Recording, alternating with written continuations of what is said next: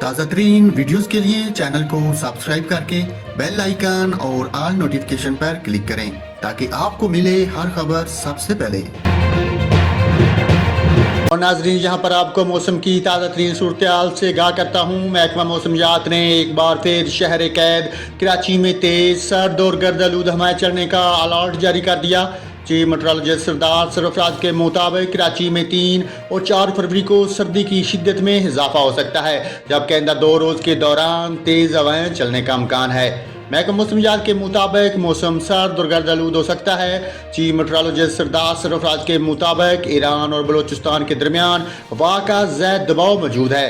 شمال مغرب سے 27 سے 45 کلومیٹر فی گھنٹہ کی رفتار سے ہوائیں چل سکتی ہیں۔